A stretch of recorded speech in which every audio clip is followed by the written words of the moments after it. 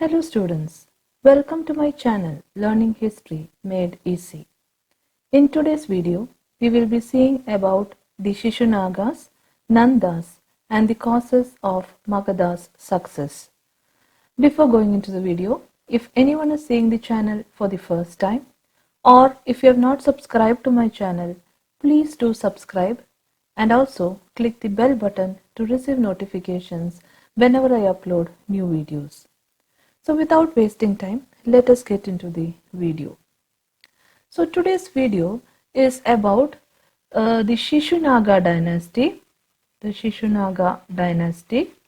After that, we learn about the Nanda dynasty, and then we will see the causes for the success of Magadha.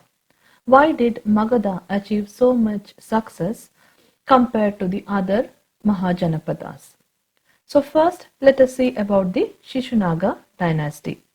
Shishunaga dynasty time period 444 to 396 BC. So we learned about Udayin in the last video. Udayin was succeeded by the dynasty of Shishunaga. So after Udayin, the next dynasty was Shishunagas. They temporarily moved the capital to Vaishali.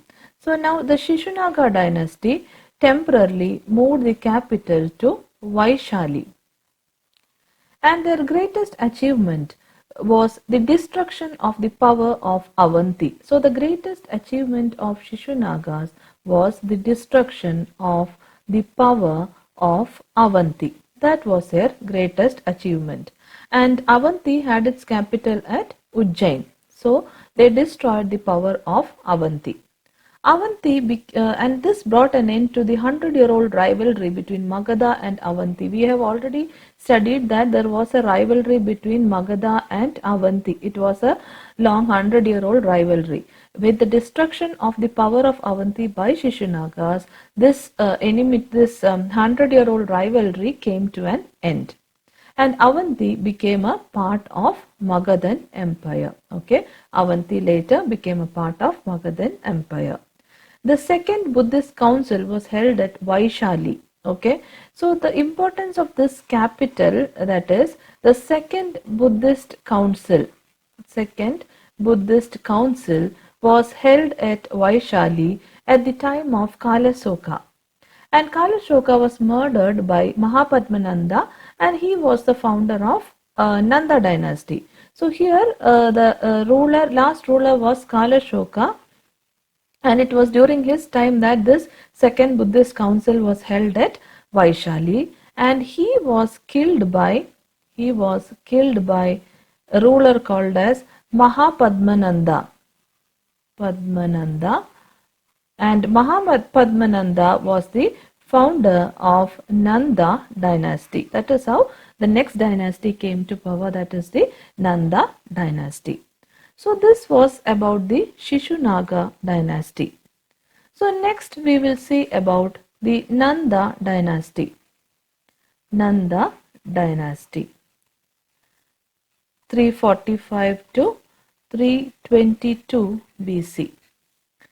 So we already studied that Kalasoka was killed by Mahapadmananda, and he was the founder of Nanda dynasty, Mahapadmananda.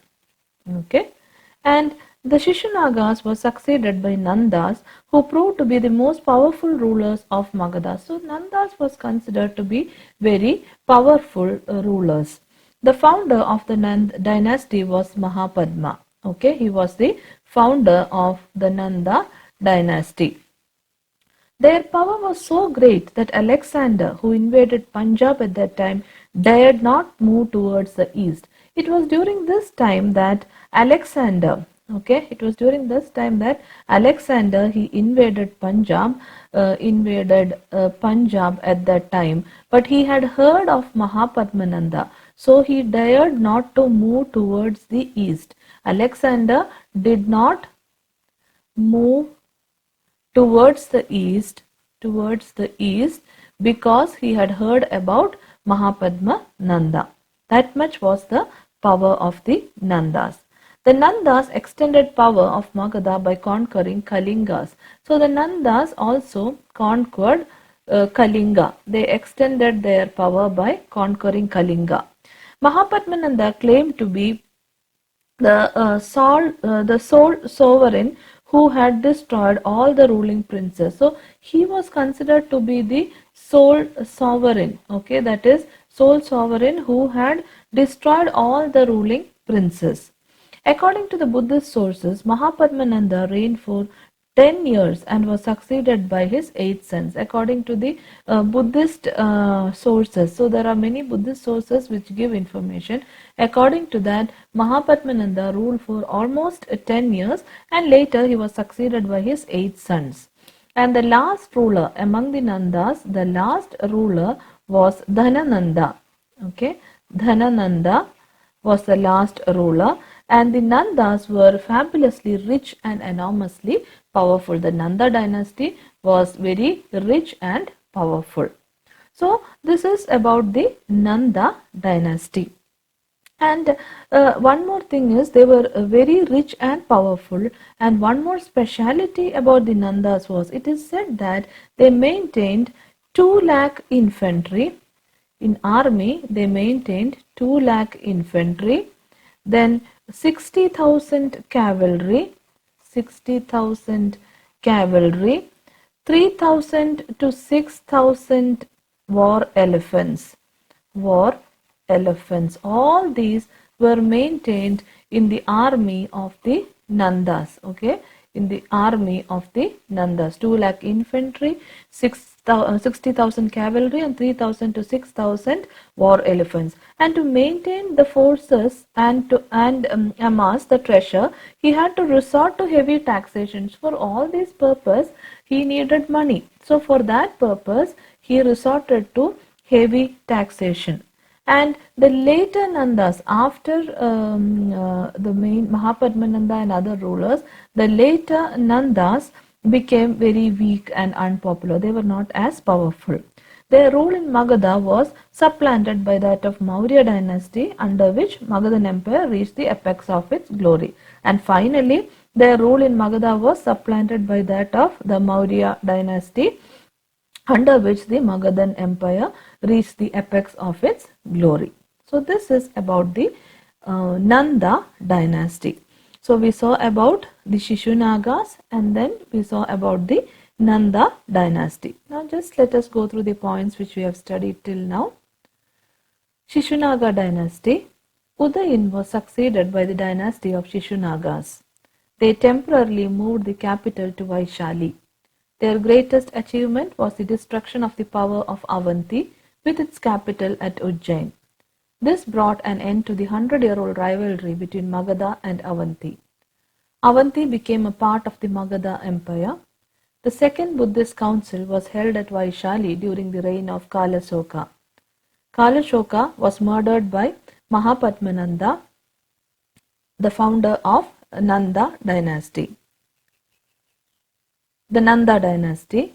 The Shishunagas were succeeded by the Nandas, who proved to be the most powerful rulers of Magadha. The founder of this dynasty was Mahapadma. Their power was so great that Alexander, who invaded Punjab at that time, dared not move towards the east. The Nandas extended the power of Magadha by conquering Kalinga. Mahapadmananda claimed to be Ekarath, the sole sovereign who had destroyed all the ruling princes. According to the Buddhist sources, Mahapadmananda reigned for about 10 years and was succeeded by his 8 sons. The last Nanda ruler was Dhanananda. The Nandas were fabulously rich and enormously powerful. It is said that they maintained 2 lakh infantry, 60,000 cavalry, and 3,000 to 6,000 war elephants. To maintain the force and amass the treasure, he had to resort to heavy taxation. The later Nandas proved to be weak and unpopular. Their rule in Magadha was supplanted by that of the Maurya dynasty, under which the Magadhan Empire reached the apex of glory. So now let us move on to the next topic. The next topic is causes of Magadhan success. Causes of Magadhan success? That is, how did Magadha achieve success compared to the other Mahajanapadas? The formation of the Magadhan state during this period was a work of several enterprising and ambitious rulers. So there were several rulers who worked for the development of Magadha. So those rulers, we can see Bimbisara, then Ajatashatru, and Mahapadmananda. So all these rulers worked towards the development or formation of Magadha state. There were some other important reasons for the expansion of Magadha. Magadha enjoyed an advantageous geographical position. So one was, rulers. Next reason was geographical position. So Magadha enjoyed a special geographical or an advantageous geographical position in the age of iron, because the richest iron deposits, the richest iron deposits were not far away from Rajagriha.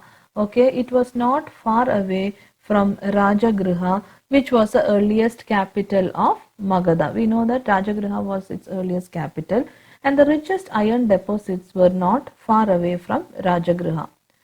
And that enabled the ready availability of rich iron ores. That was a good advantage. The ready availability of rich iron ores enabled the princes to equip themselves with effective weapons. So this ready availability of rich iron ores enabled the princes to have effective weapons. And this was not easily available to the rivals. That was one benefit which Magadha got. They had ready availability of rich iron ores, and that helped the princes to make effective weapons which was not available for their rivals. That was one more benefit. Now the two capitals of Magadha. So the next benefit, the two capitals of Magadha, first one Rajagriha, and the second is Pataliputra. These two capitals were also located at a very strategic point. So the two capitals of Magadha, that is Rajagriha and the second one at Pataliputra, were located at very strategic points. Rajagriha, now let us see one by one. Rajagriha was surrounded by a group of 5 hills. Rajagriha was surrounded by group of 5 hills. And because of this, it was impregnable in those days. Because of this, it was covered by 5 hills on all sides. It was impregnable, that is, people could not enter it very easily in those days. It was impregnable in those days. Now next is about Patliputra. Patliputra was situated on the confluence of some rivers.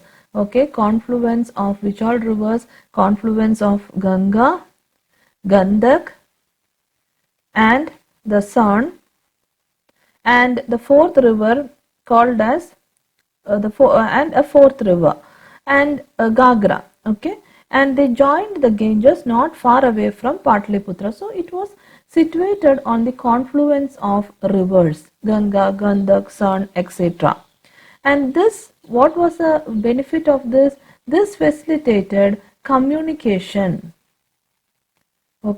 Communication of army. Army can be communicated very easily from all sides, north, south, west, and from the east. Following the courses of rivers, north, south, west, and east, the communication was very easy for the army because Patliputra was situated on the confluence of rivers. So the two capitals, Rajagriha and Patliputra, were situated on strategic points. Rajagriha was surrounded by a group of 5 hills, so it was impregnable in those days. Patliputra was situated on the confluence of rivers, which made communication of army from all sides very easy. So that was another cause for the success of Magadha, that is the location of its capitals. Now Patliputra, we said that it was situated on the confluence of rivers. It is really it was truly a water fort. Okay, truly a water fort. Water fort means Jaladurga. Durga is fort. Okay, Jaladurga. It was covered by water as it was surrounded by rivers on all sides. And the area of Magadha was far more productive. So another benefit was the area of Magadha was far more productive. It was productive area. Why was it far more productive area? Because it lay at the center of the Middle Gangetic plain, and that was a very fertile area. So that was the reason why it was far more productive. The fertile alluvial soil. So as I said, the soil was alluvial soil. The fertile alluvial soil enabled the peasants to produce considerable surplus, led to the production of considerable surplus, which could be mopped by the rulers in the form of taxes, and this surplus was mopped by the rulers in the form of taxes. So the soil was fertile alluvial soil, and this enabled the peasants to produce surplus, and this surplus was mopped up by the rulers in the form of taxes. There was also abundance of timber. Another benefit was abundance of timber, which could be easily used for manufacturing boats, and all these timber was used for the manufacturing of boats. That was also the reason for the success of Magadha. Now, far more reasons are there. If you see, the Magadhan kings also benefited from the rise of towns. During that time, rise of towns were there, and this was also a benefit for Magadha. And again, with the rise of towns, there was use of metal money. With the rise of towns, there was use of metal money on account of trade and commerce. For the purpose of trade and commerce, metal money was used. Rise of towns were there, and that also was a benefit for Magadha. Magadha was the first kingdom. So it is said that Magadha was the first kingdom to use elephants on a large scale. Elephants on a large scale in its war. Okay, Magadha was the first kingdom who used elephants on a large scale in war. And finally, one more reason, if we see the society being recently Aryanized. See, it is said that the Magadhan society was recently Aryanized. Being recently Aryanized, it showed more enthusiasm for expansion. Enthusiasm was there for expansion than the kingdoms which had been brought under the Vedic influence earlier. So all these were the main reasons for the success of Magadha. So now let us just go through the points which we have studied till now. Causes of Magadha's success. The formation of the Magadhan state during this period was a work of several enterprising and ambitious rulers such as Bimbisara, Ajatashatru and Mahapadmananda. There were some other important reasons for the expansion of Magadha. Magadha enjoyed an advantageous geographical position in the age of iron because the richest iron deposits were not far away from Rajagriha, which was the earliest capital of Magadha. The ready availability of the rich iron ores enabled the princes to equip themselves with effective weapons which were not easily available to their rivals. The two capitals of Magadha, the first at Rajagriha and the second at Patliputra, were located at very strategic points. Rajagriha was surrounded by a group of 5 hills, and so it was impregnable in those days. Patliputra was situated at the confluence of the Ganga, the Gandak and Son, and a fourth river called Ghagra joined the Ganges not far from Patliputra. This facilitated communication of army from the north, south, west and east by following the courses of the rivers. Patliputra was a true water fort, Jaladurga, as it was surrounded by rivers on almost all sides. The area of Magadha was far more productive as it lay at the center of the middle Gangetic plain. The fertile alluvial soil enabled the peasants to produce considerable surplus, which could be mopped by the rulers in the form of taxes. There was also an abundance of timber which could be easily used for manufacturing boats. Magadhan kings also benefited from the rise of towns and the use of metal money on account of trade and commerce. Magadha was the first kingdom to use elephants on large scale in its war against its neighbors. Finally, the society, being recently Aryanized, showed more enthusiasm for expansion than the kingdom which has been brought under the Vedic influence earlier. So now we'll move on to one more small topic. So the next topic is about the Iranian and Macedonian invasions. Iranian and Macedonian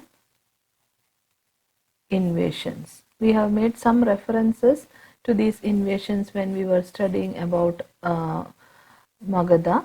So now let us see.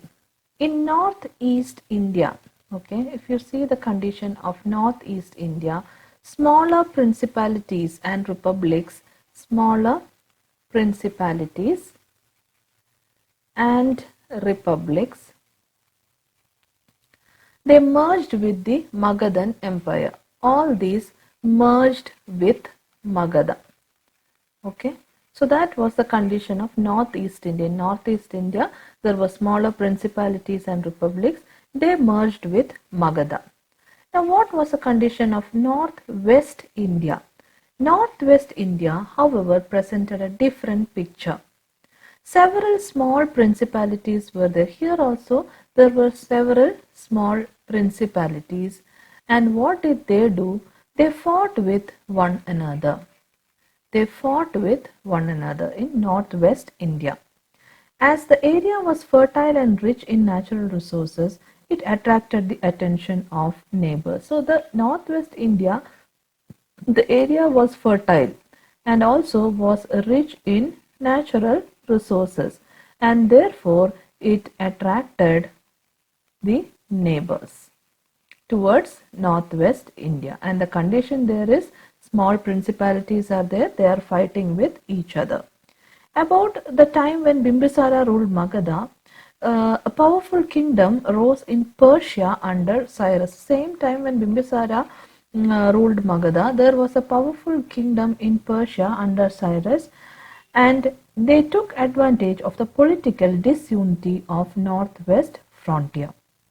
So the situation in northwest India was that situation was taken in advantage, and what they did is they took advantage of the political disunity in northwest India. Now what happened here? The Iranian ruler Darius, okay, there was an Iranian ruler Darius, Iranian ruler, okay, he penetrated northwestern India. He took advantage of the situation and he penetrated northwestern India in about 516 BC. Darius penetrated northwestern India, and what he did is he annexed Punjab west of Indus and Sindh. Okay, so he annexed areas of west of Indus, Punjab and Sindh. So Darius he annexed all these areas. And this Indo-Iranian contact, okay, the Indo-Iranian contact, it lasted for about 200 years. Okay, contact lasted for 200 years, and it gave impetus to trade and commerce also. So trade and commerce also received impetus because of this Indo-Iranian contact. And it was through Iranians. So now Iranians had contact with India. It was through Iranians that Greeks came to know about the great wealth of India. Greeks came to know about the great wealth of India. Through Iranians, Greeks came to know about the great wealth of India. That resulted in Alexander invading India. Okay, now you understood the connection. Darius was an Iranian ruler. He penetrated northwestern India in 516 BC. He annexed Punjab west of Indus and Sindh. This Indo-Iranian contact continued for 200 years and it gave impetus to trade and commerce. It was through Iranians that Greeks came to know about the great wealth of India, which eventually led Alexander's invasion of India. So, Iranian scribes, okay, if you see the Indo-Iranian contact, Iranian scribes brought to India a form of writing, okay, a form of writing. They brought to India a special form of writing known as Kharoshthi script. Kharoshthi script. This was brought by Iranian scribes to India, Kharoshthi script. So the monuments of Ashoka's time, if you see Ashoka's monuments, the monuments of Ashoka's times, especially the bell-shaped capital, owed something to the Iranian models. Okay, Iranian models. Especially if you see the capitals or the bell-shaped capitals, they have some influence from the Iranian models. So that is about the Iranian invasion or the Indo-Iranian connection. Now let us move on to the Alexander's invasion. So we already studied that it was through the Iranians that Greeks came to know about the wealth of India. The invasion of India by Alexander. So Alexander was a great king of Macedonia, Macedonian king. Okay. So this invasion happened in 326 BC. Okay, the invasion of India by Alexander, the great king of Macedonia, in 326 BC is an episode of early Indian history. So in the 4th century BC, Greeks and Iranians fought for supremacy. So what happened? What was the background? In the 4th century BC, the Greeks and Iranians fought for supremacy of the world. They fought for the supremacy of the world. Under the leadership of Alexander of Macedonia, Greeks eventually destroyed Iranian empire, and in this Greeks became successful. Under Alexander of Macedonia, the Greeks eventually destroyed Iranian empire, and from Iran they marched to India. After destroying Iran, from Iran they marched to India. And the political that time, what we said was happening, the political condition of northwestern India suited their plan. Okay, northwestern India's condition, especially political condition, suited their plan of conquest. So this is how Alexander came to India for conquering India. So next, let us see what happened. Northwestern India, that time there were small principalities. They were fighting with each other. It was split up into number of small independent states. Okay, it was split up into, there was number of small independent states. For example, if you see, there was Taxila, then the kingdom of Porus, then Gandhara, etc. All these, it was split into many independent states, northwest India. And following the conquest of Iran, Alexander moved on to Kabul. So after conquering Iran, Alexander moved on to Kabul. Okay, and from Kabul he marched to India, and this march was through the Khyber Pass. So after conquer Alexander, first he destroyed Iran. After that he moved to Kabul, and from Kabul he moved to India, and this was through the Khyber Pass. When he reached Jhelum, so when Alexander reached a place called Jhelum, Alexander encountered the first and strongest resistance from Porus. Okay, in Jhelum, Porus resisted Alexander. That was the strongest resistance which Alexander faced in India. Although Alexander defeated Porus, so Porus was defeated by Alexander, he was impressed by the bravery and courage of this prince. So he was very impressed by the bravery, and he therefore restored his kingdom and made him his ally.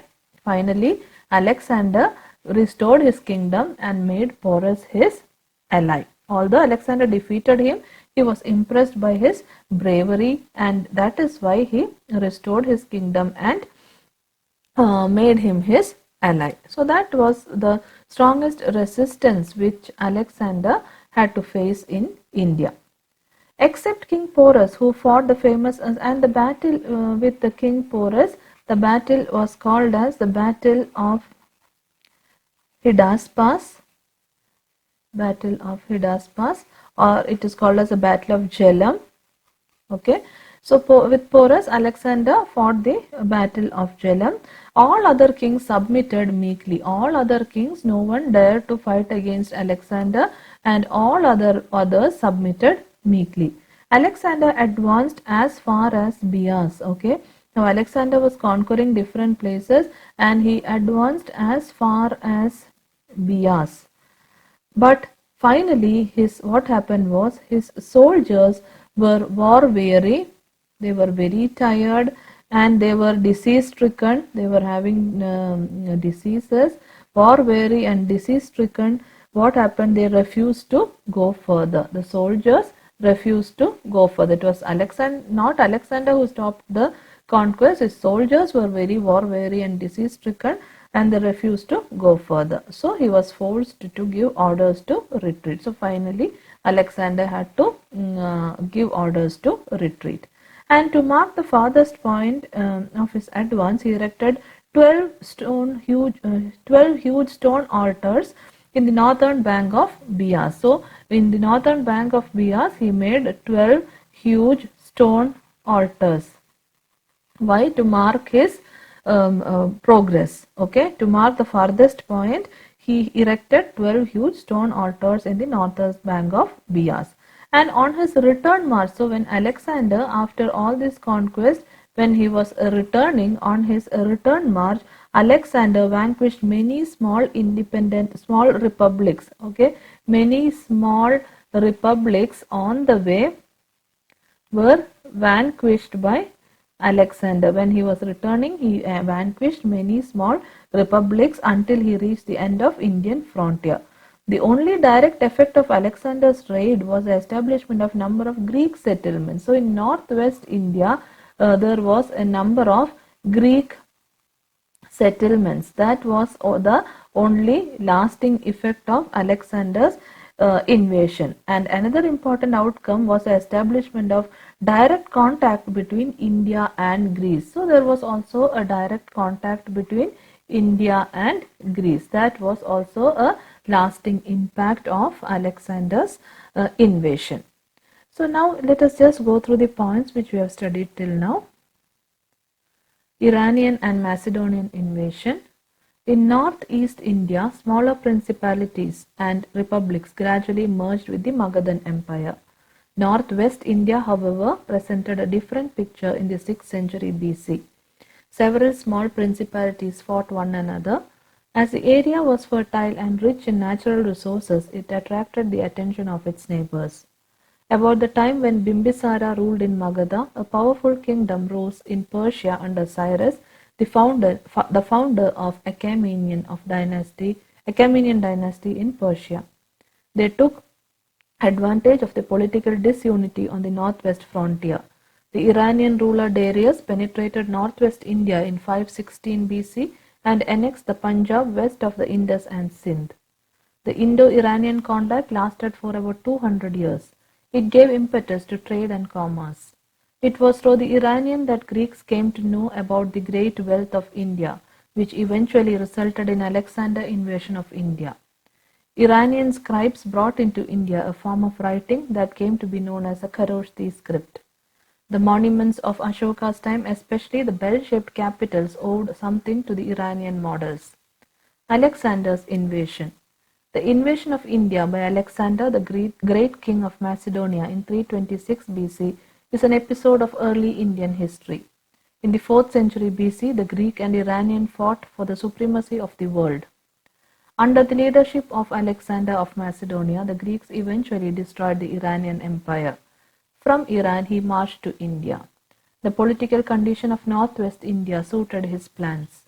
Northwest India was split up into a number of small independent states like Taxila, Kingdom of Porus, Kingdom of Gandhara, etc.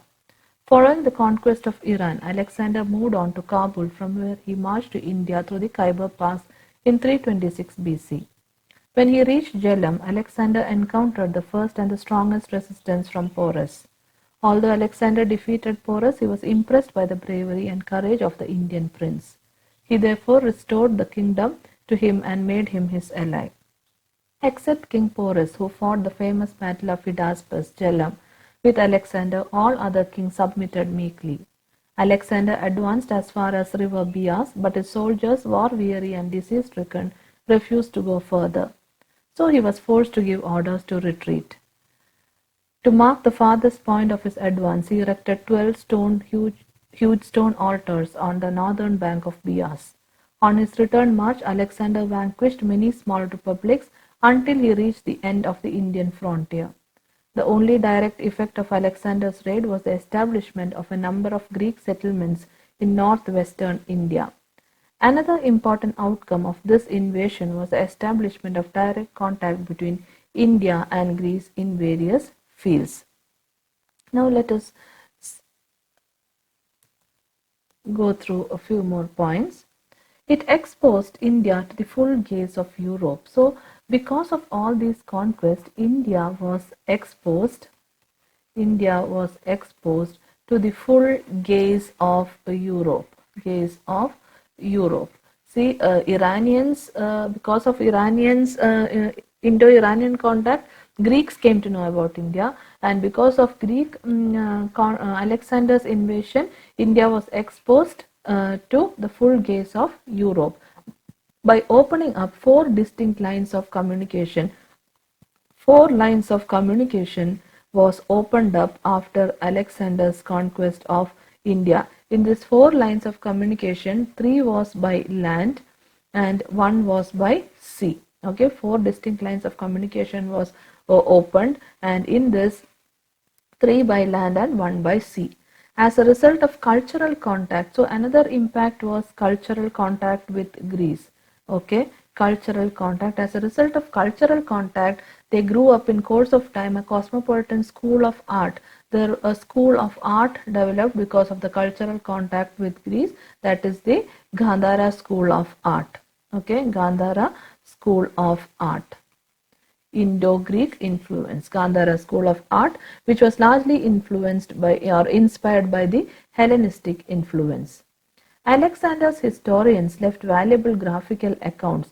Another thing was that Alexander's historians, they left valuable graphic accounts about India. They left accounts of different areas of India. Alexander's historians left valuable graphical accounts and also clearly dated records.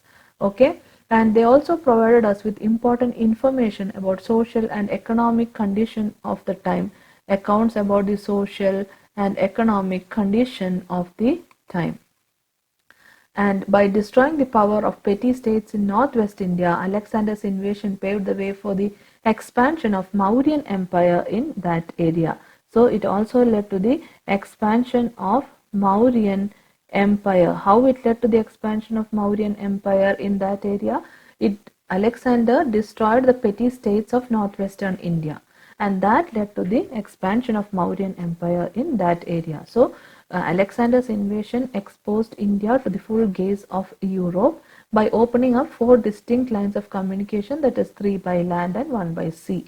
And because of the cultural contact, there grew up in course of time a cosmopolitan school of art, that is the Gandhara school of art, which was largely inspired by the Hellenistic influence. And Alexander's historians, they left valuable graphical accounts and also clearly dated records, and they also provide us with important information about social and economic condition of the time. And by destroying the power of petty states in northwest India, Alexander's invasion paved the way for the expansion of Mauryan Empire in that area. So just let us see these points once more. It exposed India to the full gaze of Europe by opening up 4 distinct lines of communication, 3 by land and 1 by sea. As a result of the cultural contact, there grew up in course of time a cosmopolitan school of art in Gandhara, which was largely inspired by the Hellenistic influence. Alexander's historians left valuable graphical accounts and also clearly dated records of his campaign. They also provide us with important information about the social and economic conditions of the time. By destroying the power of petty states in northwest India, Alexander's invasion paved the way for the expansion of the Mauryan Empire in that area. So I hope you are all clear with these points regarding the Shishunagas, Nandas, causes for Magadhan's success, and also about the Iranian and Macedonian invasion. In case of any doubt, feel free to ask in the comment section. And also don't forget to like, share and subscribe to my channel. Your likes and shares will be of a great encouragement for me to make more and more videos. So I hope to see you all soon in the coming video. Thank you for watching.